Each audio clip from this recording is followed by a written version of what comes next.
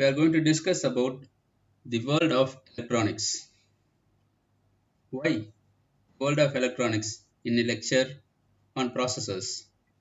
Because today's world is totally under the influence of technological inventions. Every technological invention has been dealt with electronics, and in turn every electronic gadget includes a processor or a controller in it.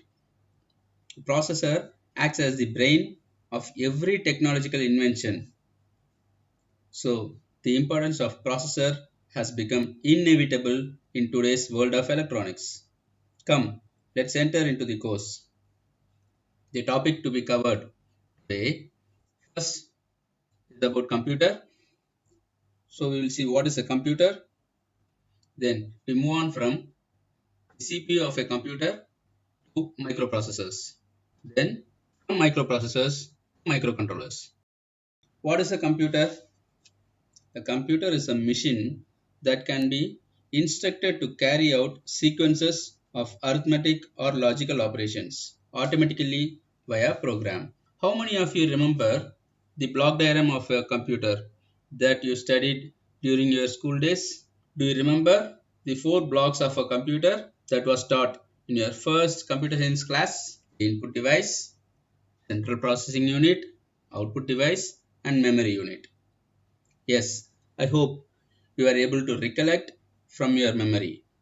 It's great to recollect our memories from school days, isn't it? We were also being taught that ALU, that is arithmetic and logical unit, and control unit, are the main blocks of a CPU. We were taught with this block diagram when we were adolescents during our childhood.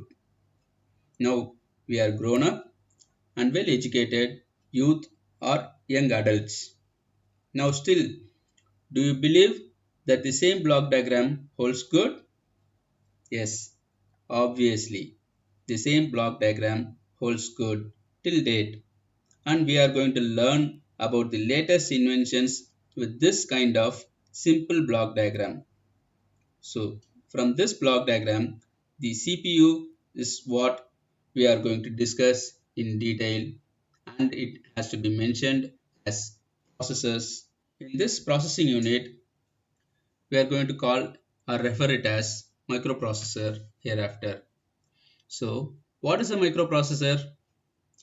Microprocessor is a single chip which can perform any task using the arithmetic and logical unit through the instructions given to it.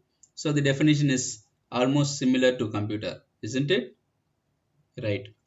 Now, what is the difference between a microprocessor and a computer?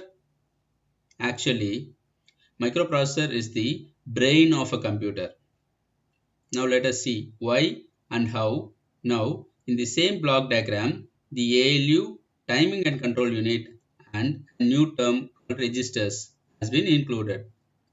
These registers are present in the CPU, but they were not mentioned in our school days. So registers are nothing but the internal storage space used for temporary storage during the arithmetic and logical operations performed.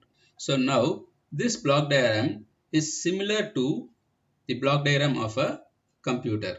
CPU was connected to memory. Now we are going to refer it as RAM and ROM memories separately. RAM is random access memory, ROM is read-only memory. We saw input devices, output devices. But here you are going to refer it as serial ports and IO ports because all the input devices and output devices will be connected through these ports, either serial ports or IO ports. Okay, and these are the other supporting units that are required for a processor, the timers and the interrupts. This is the block diagram of a microprocessor. Now, with this, I can build a full-fledged system, that is a computer. So this becomes a computer system. Now, can you identify any difference between the previous block diagram and this block diagram? There is no difference. They are one and the same. But what happens? All these blocks are provided inside a single chip. As we have seen in the previous block diagram, my ALU, timing and control unit, and registers are alone present inside my microprocessor, and all these supporting units like serial ports, IO ports, RAM, ROM, timers and interrupts, all these were present outside. So I need to connect all these supporting units with my microprocessor to make it a full-fledged system to perform any task, to execute a program, to connect input and output devices. Now, what will happen? Suppose if I provide all these facilities, all the supporting units inside a single IC, that is going to be called as microcontroller. Now, when there is a device called microprocessor, which is already being invented, why do we go for a microcontroller? The difference is microprocessors are for general purpose application. So we never know for which purpose we are going to use, or else in other words, we can use it for multiple purpose. Whereas when you provide all these supporting units inside a single chip, it becomes limited version. So we'll have limited number of serial ports. I have limited number of IO ports. I'll have limited number of timers, interrupts, limited memory. So everything is a constraint.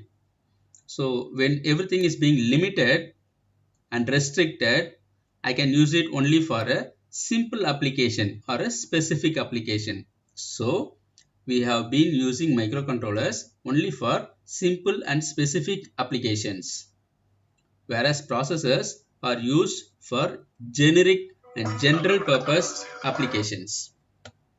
Now, do you understand the difference between a processor and a controller? Now, let me show you a picture. Can you identify the difference between these two? The picture on the left hand side is brain. Yes, of course, we have already mentioned that processor acts as the brain of a computer, right? Now, the right hand side picture depicts a human. Now, can you differentiate between these two? Yes, obviously. A human can perform any task only with the help of a brain. Yes, you are absolutely right. Whereas I am saying a brain is a processor.